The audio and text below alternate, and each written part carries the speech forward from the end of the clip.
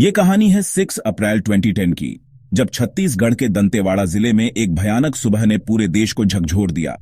वो सुबह जब नक्सलियों ने सीआरपीएफ के 75 जवानों और एक राज्य पुलिस अधिकारी को मौत के घाट उतार दिया। ये था भारत के सुरक्षा बलों पर सबसे घातक हमलों में से एक। उस दिन का मंजर ऐसा था मानो जंगल की हर पत्ती खून से रंग गई हो। तो चलिए उस दिन की कहानी शुरू करते हैं, एक कहानी जो बलिदान और दर्द से भरी है। सुबह का वक्त था, सूरज अभी पूरी तरह उगा नहीं था। दंतेवाड़ा के एक छोटे से सीआरपीएफ कैंप में 62वीं बटालियन के जवान ड्यूटी के लिए तैयार हो रहे थे। कैंप जंगल से घिरा हुआ था, हवा में हल्की ठंड थी और सुबह की ओस पत्तियों पर चमक रही थी। कैंप के बाहर एक छोटा सा अलाव जल रहा था, जिसकी गर्मी लेते हुए जवान अपने हथियार चेक कर रहे थे। उनके चेहरों पर थकान थी, क्योंकि कई दिनों से वो ऑपरेशन पर थे। एक जवान अपनी मां को चिट्ठी लिख रहा था, जिसमें उसने लिखा, मां, मैं जल्दी घर आऊंगा। एक दूसरा जवान अपने बच्चों की तस्वीर देख रहा था। कैंप का कमांडर, एक अनुभवी अधिकारी, मैप लेकर आया। उसने जवानों को बताया कि उन्हें ताडमेटला गांव के पास सर्च ऑपरेशन करना है, जहां नक्सलियों की मूवमेंट देखी गई थी। उसने सावधानी बरतने को कहा। 76 जवानों का दस्ता जंगल की ओर बढ़ा। उनके साथ एक राज्य पुलिस का जवान था, जो इलाके को अच्छे से जानता था। जंगल इतना घना था कि सूरज की किरणें भी जमीन तक नहीं पहुंच पा रही थीं। ऊबड़ खाबड़ रास्तों पर जवानों के जूतों की आवाज गूंज रही थी। पेड़ों पर पक्षी चहचहा रहे थे, लेकिन सन्नाटा भयावह था। जवानों के चेहरों पर पसीना था और उनके कंधों पर भारी राइफल्स और बैग थे। वो इशारों में बात कर रहे थे, क्योंकि तेज आवाज करना खतरनाक था। लेकिन वो नहीं जानते थे कि उनकी हर हरकत पर नजर रखी जा रही थी। जंगल के ऊंचे टीले पर नक्सली छुपे थे।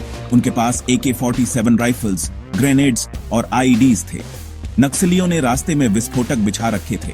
उनका लीडर, एक शातिर नक्सली जिसे कमांडर रवि कहते थे, अपने साथियों को निर्देश दे रहा था। उसने कहा था, जैसे ही वो लोग खुले मैदान में पहुंचे, हमला बोल देना। सुबह करीब 6:30 बजे थे। सीआरपीएफ के जवान ताडमेटला के पास एक खुले मैदान में पहुंचे। चारों तरफ घने पेड़ थे और बीच में एक छोटा सा मैदान, जो एक खाली जगह की तरह लग रहा था। लेकिन ये जगह मौत का जाल थी। जैसे ही जवान मैदान में दाखिल हुए, अचानक एक जोरदार धमाका हुआ। जमीन पर बिछाया गया आईईडी फट गया और कई जवान हवा में उछलकर गिर पड़े। उनके शरीर से खून बहने लगा और धूल का गुब्बार छा गया। इससे पहले कि जवान कुछ समझ पाते, जंगल के हर कोने से गोलियां चलने लगी।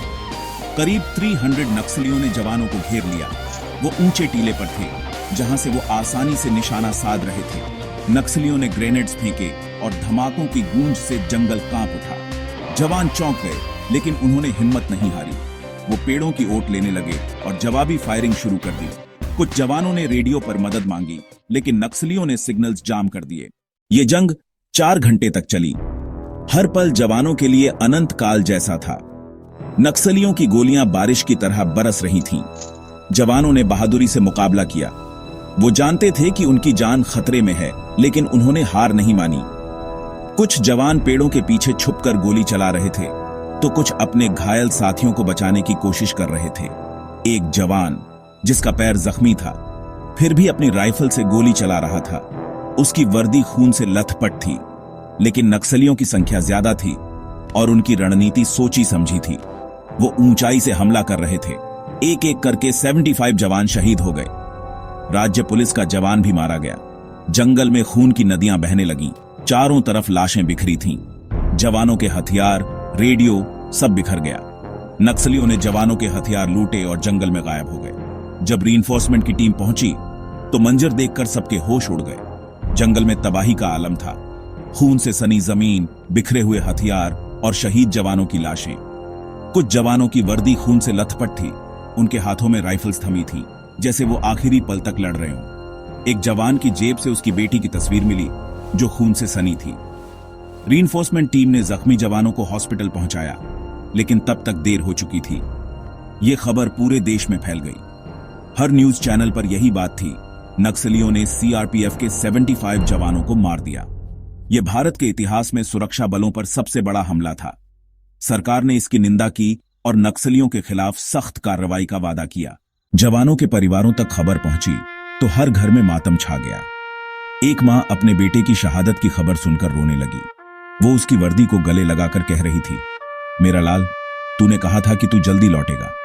एक छोटी बच्ची अपने पिता की तस्वीर को गले लगाकर रो रही थी। वो कह रही थी, पापा, आपने वादा किया था कि मेरे जन्मदिन पर आओगे। एक जवान की पत्नी जो गर्भवती थी, खबर सुनकर बेहोश हो गई। 75 परिवारों का सहारा छिन गया। हर आंख में आंसू थे, हर दिल में गुस्सा। पूरे देश में शोक की लहर दौड़ गई।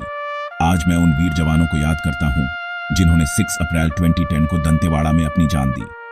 उनकी शहादत ने हमें सिखाया कि देश की रक्षा के लिए हमें हर कीमत चुकानी पड़ सकती है। आइए उनके बलिदान को सलाम करें। जय हिंद।